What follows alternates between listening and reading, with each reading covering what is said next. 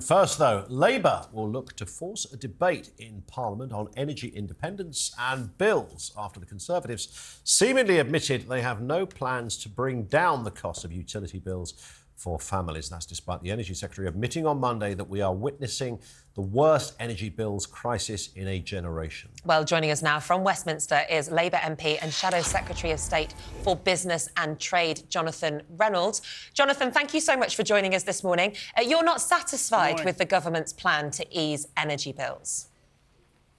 No, we're not at all. Look, there's a really important argument we're going to have in the House of Commons today, which is exactly as you said, this scale of the energy crisis, people's bills, which is not just their heating bills, obviously, it's electricity, it's how it runs through to the price of food. We have got to make sure in future we are never so exposed as we were last year when Russia began that illegal invasion of Ukraine. And the truth is, there could be a really exciting future for the UK. We have some resources here in terms of our shoreline for offshore wind, the ability to make green hydrogen, to store carbon in the North Sea, that we should be making the most of. But fundamentally, the difference between ourselves and the government is we want to break the link between volatile fossil fuel prices and people's energy bills in the long term, whereas the government doesn't. And that's what we're going to be talking about today in Parliament.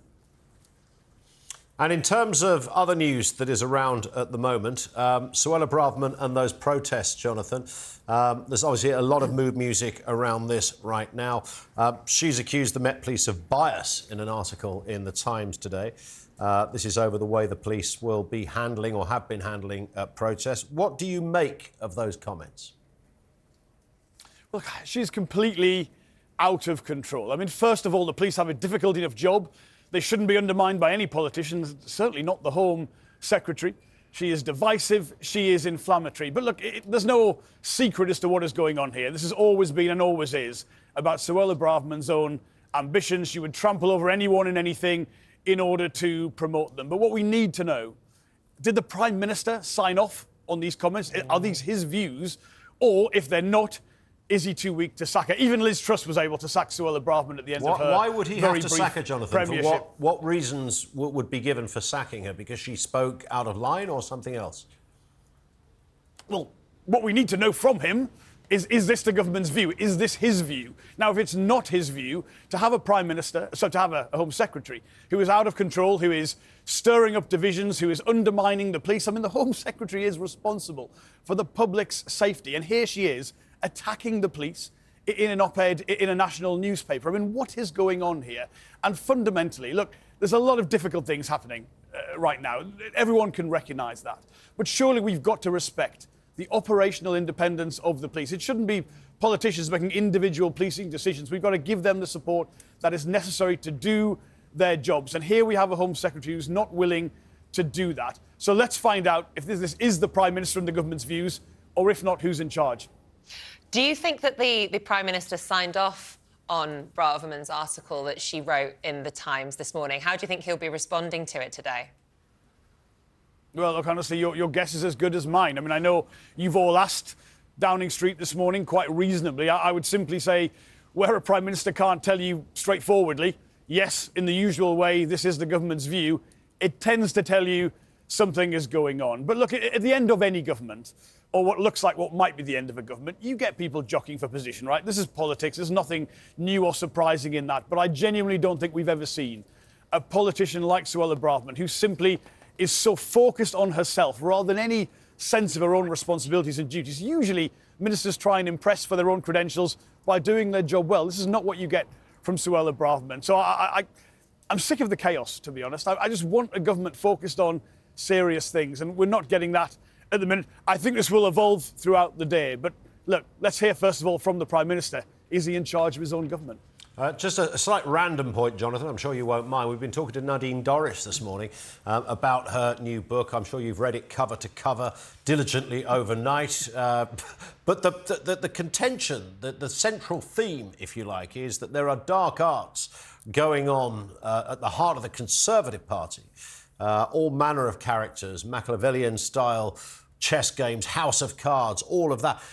Do you recognise that in the Labour Party? Have you got similar things going on over there? Various characters briefing off script and manoeuvring things to get their way outside even the power or the knowledge of the leader?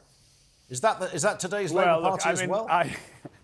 I don't recognise that. I think Nadine Dorries has some interesting views. I literally no idea who runs the Conservative body or how it works, but I can tell you on our side, you can look and see a Labour Party that has recognised why it lost in 2019, that has changed itself, has had the humility to recognise we had to change, we couldn't go on as we were before. We focused on the things that matter to people, like energy bills, which we're talking about today. And the reason we've been able to change so successfully is because of the leader we've got in Keir Starmer and the decisions, difficult at times, that he has made. So whatever is going on in the Conservatives, and I'm just not sure with Nadine Dorries sometimes, whatever they are doing, we know what we're doing. We can show people the change that we've gone about and why that is so important. I think that is why, whatever happens at the next election, we can say we can contest that confidently. We can put forward a prospectus to the country, an alternative to the very thin King's speech that we heard this week. That's what we're doing. What the Conservatives are doing, I'm afraid I'm not sure. Jonathan, I've got to ask you, speaking of Starmer, Nadine told us both yesterday that Starmer was actually receiving briefs from within the Tory party. Are you aware that there's a leak or a mole amongst you? Well, look, I don't know about Nadine's allegations, I'm afraid. Sounds like I might read this book, actually. It says it's got some interesting things in it, which is maybe what she's trying to do. But look, I can tell you, I don't think this is a secret. There's a lot of dissatisfied Conservative MPs. There's a lot of people who think their government hasn't delivered on what they promised. They're following a different agenda to what they put forward in their manifesto in 2019. There's a lot of Conservative MPs, for instance, very unhappy just this weekend with what the Home Secretary was again saying about, homelessness is a lifestyle choice. I mean, look at the number of former veterans on the streets. I mean, there is real dissatisfaction with how the government is performing. I don't think that is some sort of secret mole. I just think that's the dissatisfaction which, look, a lot of the country have as well. So I see no secret agenda in that. But, yeah, there's a lot of unhappy Conservatives. There's no doubt about that. Final question, Jonathan. Those protests will take place at the weekend, Armistice Day on Saturday, but simultaneously, or an hour afterwards, apparently, there will be a pro-Palestinian protest. Do you think those two can work in tandem?